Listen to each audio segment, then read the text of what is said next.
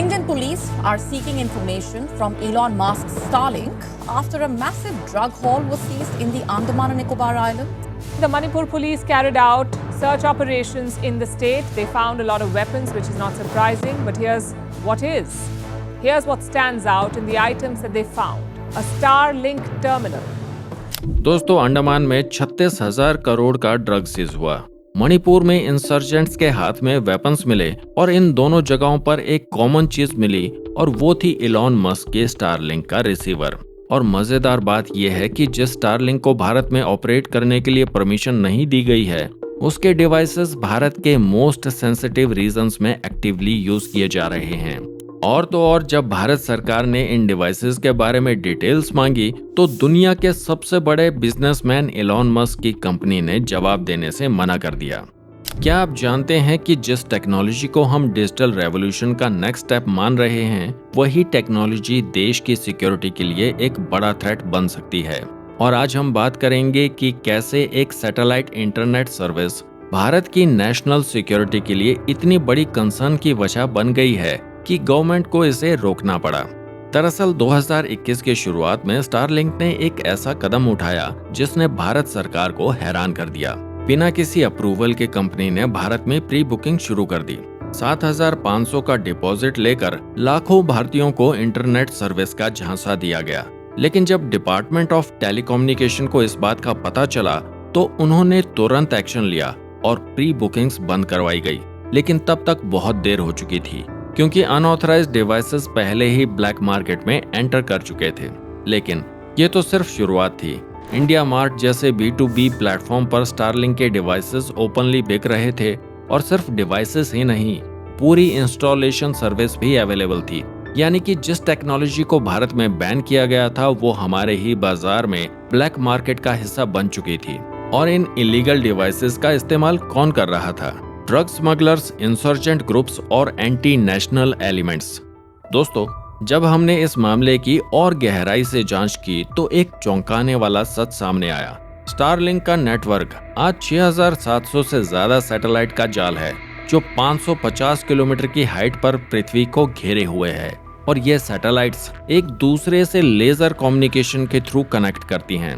और इसके बड़े नेटवर्क और लेजर कम्युनिकेशन की वजह से स्टारलिंक रिमोट एरियाज में भी हाई स्पीड इंटरनेट प्रोवाइड कर पाता है। लेकिन इस एडवांस्ड टेक्नोलॉजी का एक डार्क साइड भी है। इस पूरे नेटवर्क का कंट्रोल स्पेसएक्स के पास है, जो कि एक प्राइवेट अमेरिकन कंपनी है। यानी कि अगर कभी यूएस गवर्नमेंट चाहे तो वो स्पेसएक्स पर प्रेशर डालकर किसी भी एरिया में स्टारलिंक सर्विस को रिस्ट्रिक्ट कर सकती है। यूक्रेन कॉन्फ्लिक्ट में ऐसा हो भी चुका है, जहां स्पेसएक्स ने टेम्परेरीली सर्विस को बंद कर दिया था।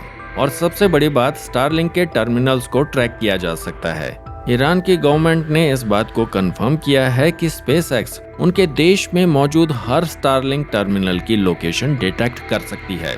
अब सोचिए, अगर ये टेक्नोलॉजी भारत में आ गई तो क्या हमारी क्रिटिकल लोकेशंस का डाटा भी विदेशी हाथों में नहीं चला जाएगा? अब सवाल ये उठता है कि भारत सरकार ने इस खतरे को अभी तक कैसे रोक रखा है, जिसके लिए दोस्तों भारत सरकार ने वीसैट लाइसेंसिंग को स्टारलिंक के खिलाफ एक हथियार की तरह इस्तेमाल किया है। वीसैट यानी वेरी स्मॉल अपर्चर टर्मिनल वो सिस्टम है जिसके थ्रू सैटेलाइट कम्युनिकेशन होता है। और इसी लाइसेंसिंग रिक्वायरमेंट ने स्टारलिंक की इंडिया एंट्री पर अभी तक ब्रेक लगा रखी है।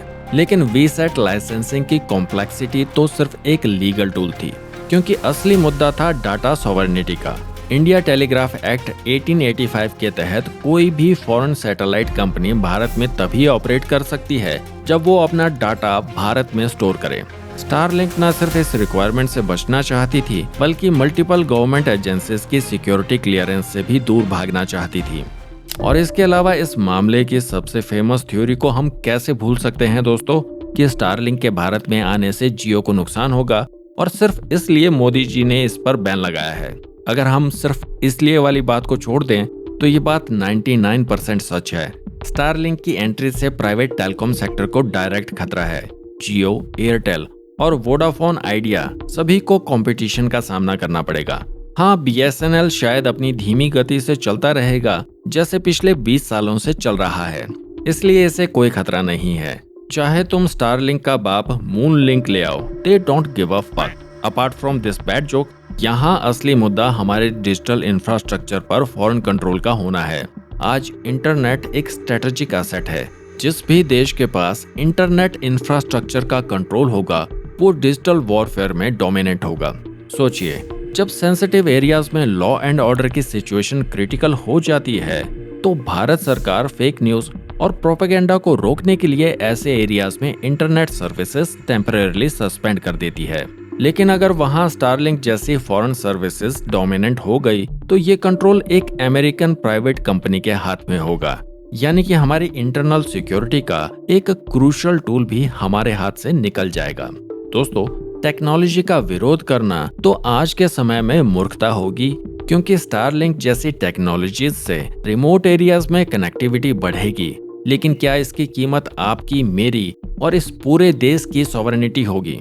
क्योंकि टेक्नोलॉजी के नाम पर नेशनल सिक्योरिटी से कॉम्प्रोमाइज नहीं किया जा सकता। इसलिए गवर्नमेंट को एक ऐसा मिडिल ग्राउंड ढूंढना होगा जहां इस तरह का इनोवेशन भारत में भी हो, ताकि हमारी सिक्योरिटी मेंटेन रहे। क्योंकि अगर एक बार हमने डिजिटल इंफ्रास्ट्रक्चर पर कंट्रोल खो दिया तो उसे वापस पाना बहुत मुश्किल होगा। दोस्तों, अगर आपको हमारा काम पसंद आया हो तो हमें सपोर्ट करने के लिए द क्रॉनिकल पोस्ट चैनल को सब्सक्राइब कर लें। हम जल्द ही मिलेंगे एक नए टॉपिक के साथ। तब तक के लिए अपना ख्याल रखिए। जय हिंद।